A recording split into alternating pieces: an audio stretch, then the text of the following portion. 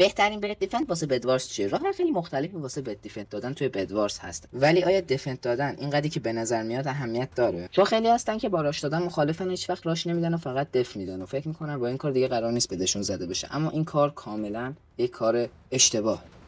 دلیلی هم که من واسهتون میارم اینه که این بد دیفندا اصلا مقاومتی ندارن و میشه با یه تبر و کلنگ خیلی راحت کندشون. مثلا این دفی که اینجا میبینید رو میشه زیر 5 ثانیه، یعنی تایمی که طول میکشه تا ریسپان بشید، با یه تبر و کلنگ ساده کند. در نتیجه این بد دیفندا به هیچ عنوان موثر نیستن.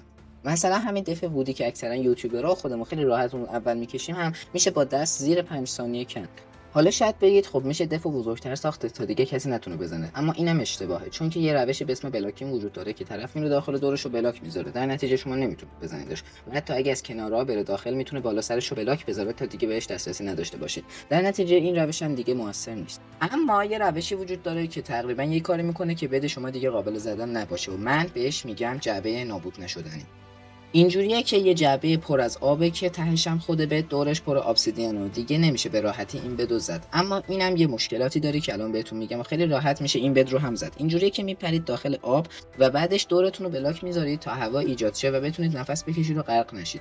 بعدش هم با پیکاکس خیلی راحت میتونید ابسیدین رو بکنید و بد طرفو بزنید. در نتیجه این روش هم خیلی محکم نیست. پس به نظرتون بهترین بد دیفنس چیه؟ بهترین بد دیفنس از نظر من خودش شمایید. چرا که شما میتونید PvP کنید، میتونید طرفو بزنید و میتونید بلاکش کنید و هزار تا کار دیگه که از هیچ بد دیفنسی بر نمیاد. چرا که شما فقط چند تا بلاک نیستید که فقط بد و دیفنس بدید.